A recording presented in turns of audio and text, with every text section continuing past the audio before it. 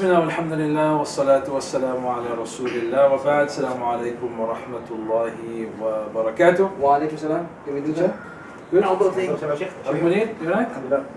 So we're changing titles and names because this is serious business. Not that Braai isn't serious, it's our pastime, it's who we are as South Africans.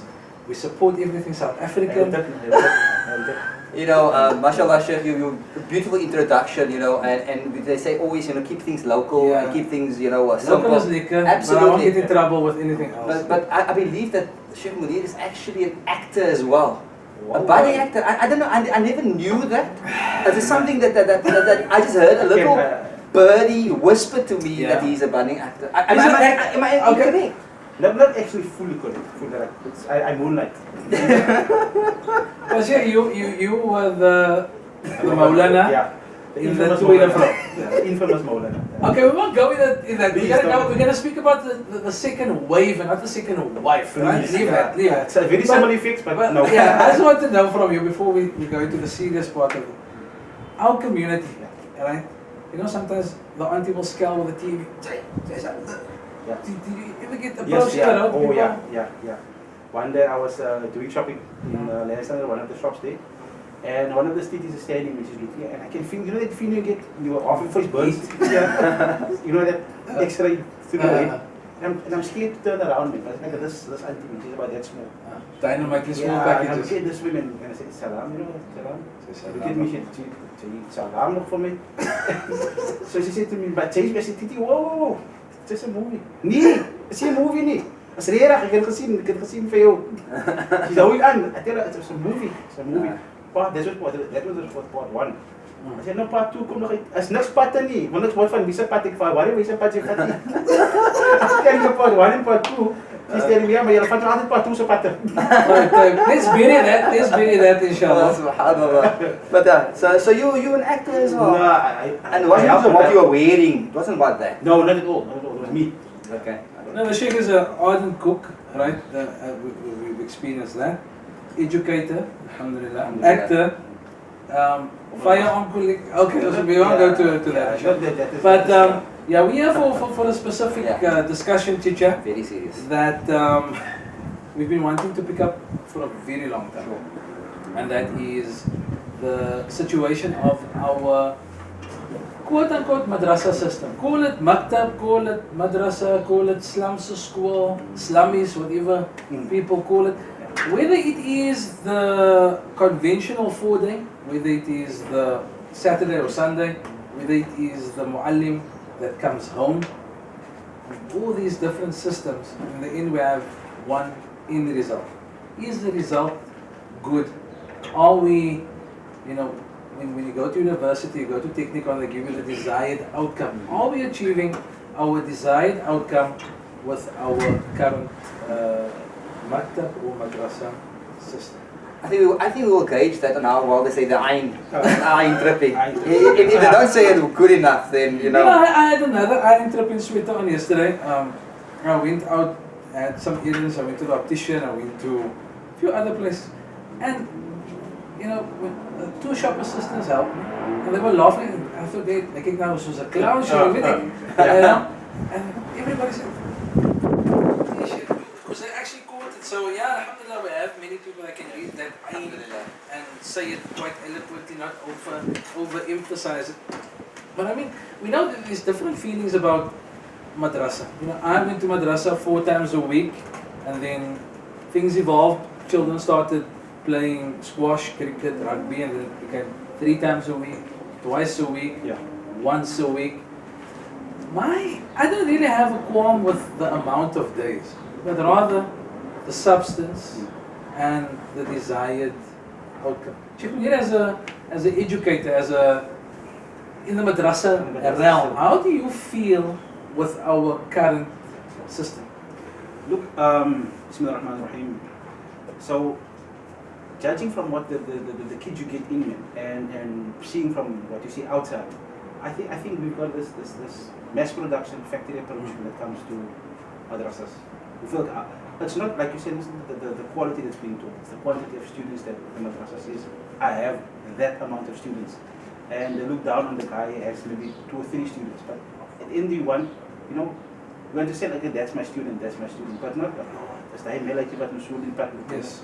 you know, so I think what we need to look at is not only the madrasa system, it's the whole how we run it. Because you must remember, like Sheikh says, we went to madrasa 4 days out of 5 school days. But then there was that close relationship between the parent and the madrasa teacher. You don't have that today. That's one Many of the times you don't know who the parent is at exactly, all. exactly. The only time that we know who the parents are is when we, as the teacher, put in inverted commas, because the children don't make mistake nowadays. No, the teachers No, don't. no.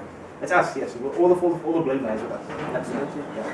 So now when the mistake comes, I say, did you teach my son that? So now it was, oh, you the parent, oh, Masala, nice to meet you after so many amount of months, the child is here. So I think we should look at that number one, that's one of the first things we should look at, and bring that into the equation again. We have like the pyramid. Personal. Yeah, pyramid approach, the student, teacher, and the parent. Yes. You know, that type of thing. Samosa. Samosa. Yeah, no, Samosa approach. I get that. I mean, when I started my hifz, it was part-time in high school. Your father took you to the sheikh would put down, you know, the rules. Whether it was, you know, basically dini or it was just cultural, the sheikh would say, okay, now you can't wear manga anymore. Yeah. Alright, I'm packing manga. But anyway. Give me your age, right? Sorry? You're giving away your age. Really? Yeah. A manga. Yeah, no, I don't think my generation, the younger generation, would know it. Okay, Oppo 3/4. Okay. The board shorts, cargo shorts. So the sheikh would say, okay, no more cargo shorts. If you start doing your hifz, you have to, you know, wear. Some my sheikh even said no jeans. You Yeah. know? If Yes, you wear this chinos and a shirt, otherwise it's though.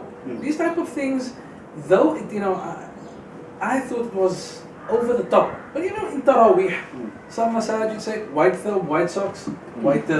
It's not part of deen. It's not. You know, a requirement, but it puts the student in that frame of mind of some type of Uniform discipline. I just want to, I want to latch on to what you're saying, but some things that you mentioned earlier on was about the 4 days a week, right? So we're saying that it's not about the amount of time, but it's about the quality of education. But I think when we just think about this, the parents are working, right? So they at work, the child has to go to madrassah, right? And that keeps him off the streets, or hopefully it will keep him off the streets. That's the one indication, right? So maybe that will be one of the angles the parents think about it. They're not really worried what comes out of it, but he's being occupied. And I'm saying this with the greatest of respect. Yeah, to the I parents. understand what you mean. You know? But life has transitioned so hectically over the last few months, especially with COVID-19, is that we've seen that people aren't able to go to a madrasa, aren't able to go to a school. Inshallah. Yeah, that's still inshallah. So the thing is, how do we migrate ourselves from going to a classroom to a virtual reality kind of classroom? And that for me would be the biggest transition that we need to make. But also being able to be managed by parents and to see what's happening. So I don't know. I'm the ordinary guy in the state that used to go Monday to Thursday. Friday was a free day kind of thing. Because it's Juma, so you don't have to go to madrasa on Friday. Look, to switch from anything real to virtual is going to be a challenge. Even schools, mainstream schools struggle. Because number one, the towers have got no data. No internet connection is bad. But unfortunately, we're going to have to move that way with the problem that we have with social distancing, COVID relations, so on. But my main thing will always be the physical approach. Right? Always. I'm not a fan of anything. I'm not saying anti-virtual, but when it comes to student-teacher relations, I prefer the child to be there on me. Right? So you can see if he's actually paying attention. You can see if he's focused on you, because he can show online, but doesn't have to be online. And let's be honest, how many of our parents actually check if the child is online in school even? They don't mind about madrasa. Because we know about that's lack madrasa attitude. You can stay out of school 2 days. The teacher will phone or the parents say, listen, second day, third day you have to go back to school. Madrasa can stay at madrasa for months. They won't even worry. Yeah. You understand? So we need to get our mind right. That is the thing. But let's look at the system of the madrasa. And I think the last time I was a madrasa teacher myself, I think it was about 2011. I was a teacher. That's my last experience in an organized madrasa. And the madrasa would be, you have your 20 students that all recite to you individually, which takes about 1 hour, 1 hour 15 minutes. There's 15 minutes left in which you need to give a lesson, because most madaris have some type of syllabus. My question is the syllabus doing its job? Right, because we have this, and I'm going to be quite honest, we have this 6 years or 7 years, we have from grade 1 to grade 7. Because if anything after that, that's like a miracle, because most students don't go, you know. And then the next time he's interested in madrasa is when he's about to get married, and he says, Sheikh, teach me the nikah. Right? That student goes to university, and all the isms are out there to attract him. So sitting and waiting for your chance to recite every day for 1 hour 15 minutes, and from that 1 hour 15 minutes you have 5 minutes of contact with the teacher. Are we wasting our time? Are we going around in circles? Because definitely we don't have the desired outcome, because we have the memorization, because and again, the system back then, it's the best that we could do with that, because for that time, if you look at the Prophet ﷺ's teaching methods, it was engaging. It was engaging on making you think. The Prophet would draw in the line, a line in the sand. The Prophet ﷺ would ask a question. Jibreel would come and ask questions, and it would be answered. And this was the type of lessons that the Prophet would ride with Ibn Abbas and Ya Ghulam, oh my boy, let me teach you some concepts. Concepts were taught. But now you get to grade 7, you know Arkan al-Iman, Arkan al-Islam, all the kalimas, but then you go and pray without taking, you know how to take wudu, but look, nobody knows I don't have wudu. So have you instilled the proper models? Has the concepts been taught? Or is it just copious in the end? Because I remember going to Madrassah, and first days it would be copious, it would be written down on the board, you write it down, you memorize it, and that's it. But like I said, back then it was like Chicha says, it was the Sambosa formula. Yeah. Because our parents were involved, right? And like you also say, life is way demanding nowadays. I mean, both parents has to work to have that, sustainable income, because things are very expensive, and we understand that, and we're sympathetic towards that.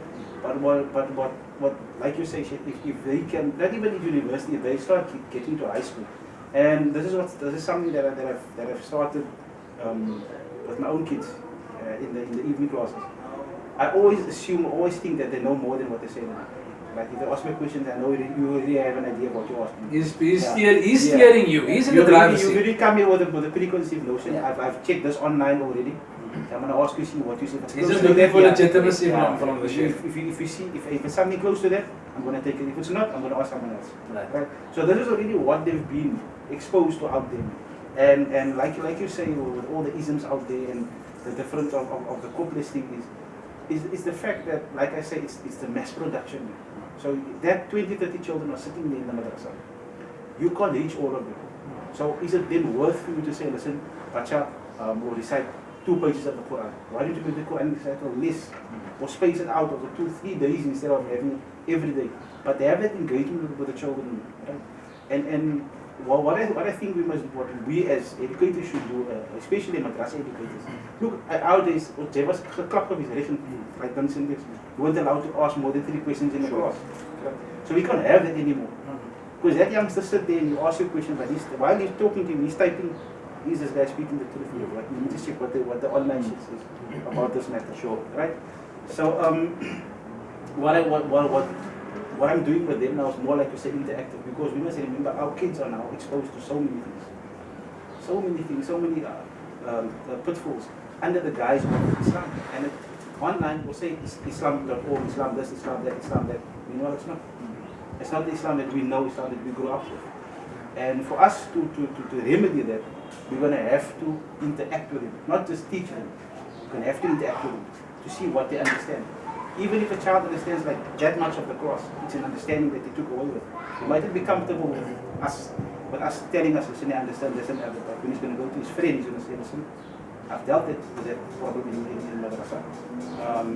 This is how we handle it, and this to what the outcome result is. And that's what we want. Not for them to, like we had it, like Sheikh said, we memorize it, write it back on the board, parrot fashion. Now we want to know if you understand it. And you understand in the heart, there's a settled in the heart. Your understanding of it, not what I'm telling you. You see, the thing is that as you're speaking about this, it's just making me think about normal educators. Let's go to normal schooling for the moment.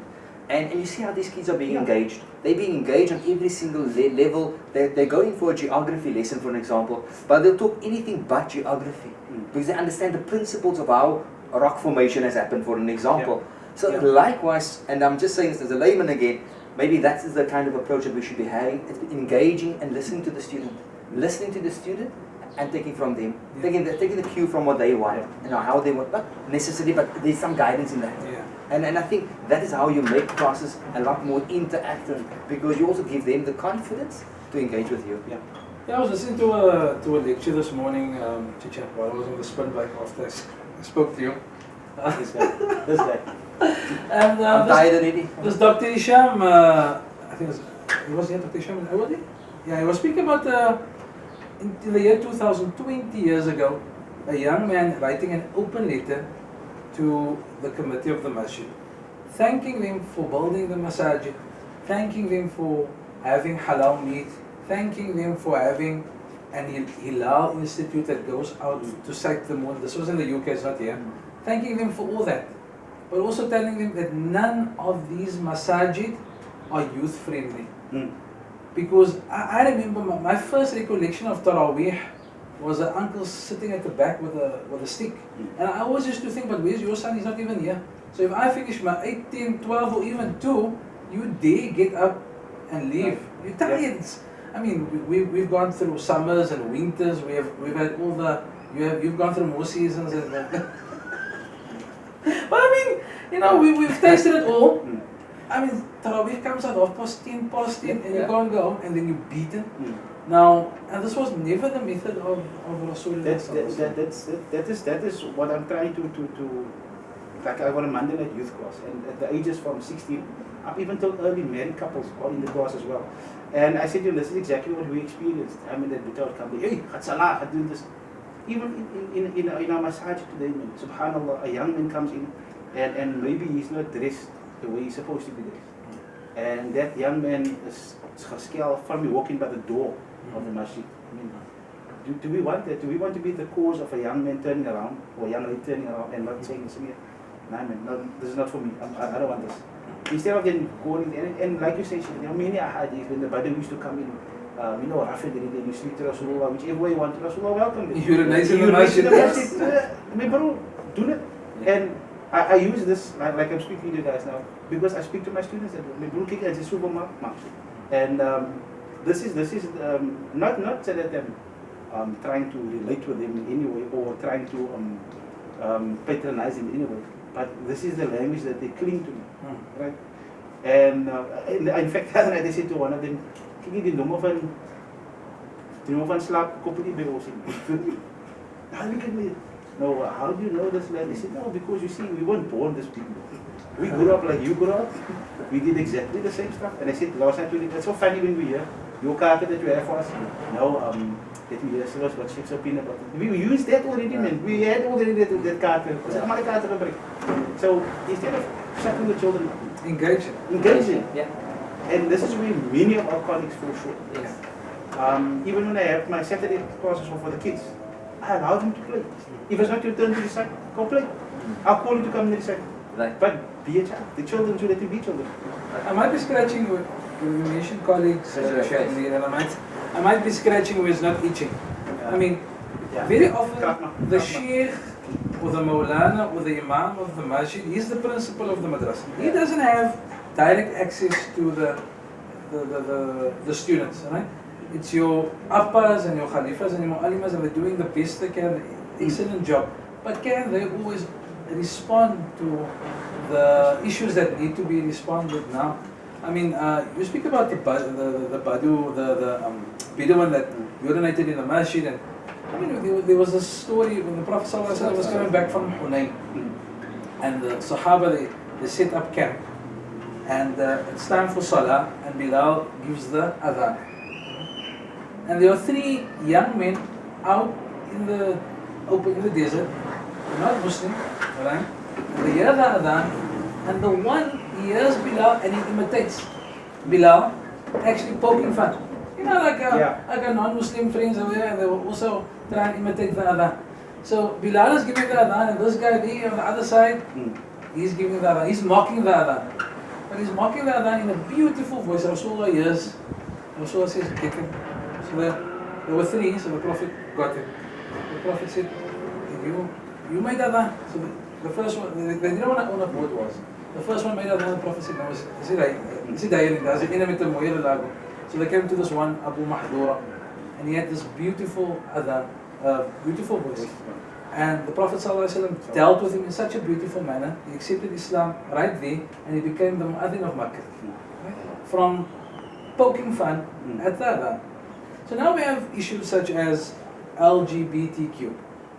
Lesbian, gay, bi, trans, queer, there's some more letters that I can't keep, up to 3, swimming pool, whatever you want to identify as, umbrella, cup, whatever. You know, you're free to identify as whatever you want to.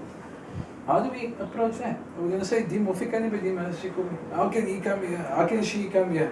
Alright? How do we approach such a person? How do we deal with somebody who says, I don't want organized Islam, I don't want organized religion? You just said, no, you don't scratch where it's not itching. So we're going to scratch there, but not today. Okay. Right? Not today. I think it's a very important conversation that we need to have, because we need to pull these things together on how we approach life. Because this is real within our society, this is real within our community, family members, friends that we know, our children knows, you know, and I think that's important that we need to do. But we'll draw the line in the sand today, and say we will cross that, but not right now. We've got other things to be talking about, inshallah. But are we wrapping this up, this session? Are we done with this, brother? I don't know. We haven't? Yeah, you know, there's a few things that we still need to get from it. Bismillah. What's on your chest? What? I don't know, man. I need to give this to him, though. I need to hand this to him, you know. You know, it is black. I'm not going to tell you it's black. And it's got red in it. Because this resonates with your rugby team. This resonates with your provincial state rugby team, you know. And this is just because we like you. Yeah. That's why. Right. So Jazakallah khairan for hosting us. Yeah. Shukran for coming and taking on the show. And inshallah, I hope that we'll make dua that what we did was beneficial, especially for our young people. Ameen. Right? Yeah, because we, in my opinion, it's my humble opinion, take it, don't take it, whatever it is. We're failing them. Yeah. Failing them big time. And the fact that we don't have answers for the questions that they're coming to us with, it's even more slap in our faces. Right. So we ask Allah subhanahu wa ta'ala to protect them and guide them and keep them safe. Whichever sphere they're going to go into, they must always remember that they are, firstly, you're Muslim, and then you're the professional after that, inshallah. Allah will do us a favor and hasanat and barakah. Jazakallah, Sheikh Munir. I will let you close it. Yeah, so alhamdulillah, I missed you last week. You did? We had a break, kind of a break. We had a technical issue, but then we had content that... We never have technical issues. Never. We've got the best technical team around. But So we don't can't have blame technical you. issues. We could blame ISCOM because the electricity was Yeah. cut and it didn't make it to Facebook, alhamdulillah. But inshallah, in our commitment to always putting out new material, content that is worthy of being watched, inshallah. So we hope that things will be better. Things will be better in the country with electricity, water, whatever else, inshallah. Yeah, look, I think we are facing a serious challenge at the moment as well with the second wave, and I know that everybody's been speaking about it. It's on the lips of everybody. We've seen the spike, we've seen the numbers. But what concerns me, I still have a concern. Besides the fact the concern is the spike, the concern is the number of people that's passing away within our community. We make the Allah subhanahu wa ta'ala, all those who have passed away, Jannah for those. And those who are sick, Allah grant them shifa and kamila. But besides that, the masajid are closing precautionary. And again, I ask, the masjid is in this area, half of 300 meters is a pick and pay, they're staying open. So who's precaution? Where's the precautions? What do we have to do? Because we need to be safe over this period of time. We know it's a time when we spend time with our families. Maybe we don't spend time, we just go and buy the barbecue or the braai somewhere, Maybe that's a thought. But the idea is that we are social beings, and we've been created as social beings. but we need to be safe on one side. But that masjid is something that I am having sleepless nights about. I don't know. Now, speaking from an imam point, and I'll really wrap this up very quickly.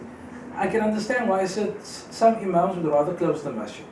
Because, being an imam and going for every Jummah and every waqt and having the same brother with the same opinion, kicking up a racket, refusing to wear a mask, refusing to bring a sajjada, a musalla, refusing to sanitize, refusing to stand, away from the brother next to, standing shoulder, he wants to stand shoulder to shoulder. I can understand also why certain masajid are closing precautionary. And that's the call I've been making to the musallis all the time. Keeping the masajid open is in our hands. If we become irresponsible, if we become lax, and again, there are people with different opinions with regards to COVID. Is it man-made? Is it natural? The second strand, is it mutated from itself? Is it made in a lab? But what we can see is people are dying. People are becoming sick. Alright? And obviously we have to take the precaution. And I get your point. We can place open. But that same brother, when he needs to go and buy milk and bread, he's not going to tell them, look, tawakkul and all that. He'll follow the protocol of that supermarket. So again, I maintain keeping the masajid open, and I think currently is probably the highest rate of imams and mashayikh having COVID themselves. There's like a whole list of imams that are currently still recuperating, and we pray that Allah subhanahu wa ta'ala grants them shifa and kamil, inshallah. But again, it's up to the community. I think that's an important message to carry out. It's up to each and every one of us to be able to play this vital role in terms of keeping our masajid open, to keeping our families safe. If we are young and so forth, we're going out, it's important that we act responsibly, because we maybe interact with a grandparent at some point, or our parents may be a bit elderly, or have other comorbidities. So I think the responsibility is upon each and every one of us. Maybe this year we won't go out and have the brides that we are going to have. Maybe this year we'll stay home. Maybe buy the bride. Absolutely. We buy the bride from the guy who knows how to make it. But the reality is... It's like the president said, be creative in how you spend the holidays. If you think about it, we went through Eid al-Fitr, Eid al-Adha, under lockdown. But make no mistake, there was no... People were saying, yes, we should be at the masjid or whatever. We're now going through a different season. Can we take that same level of responsibility that we had under level 5 lockdown to where we are now? We must be locking down our own behavior rather than expecting laws to be imposed on us.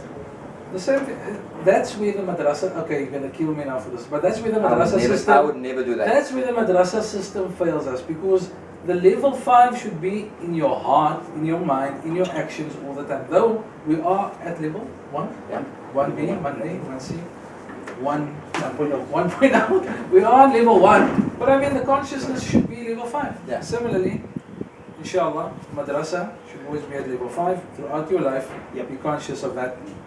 Concepts that we need to be taught, that we will discuss in a later show. Inshallah. Barakallahu feekum. Assalamu alaikum wa rahmatullahi wa barakatuh. Wa alaikum assalam wa rahmatullah.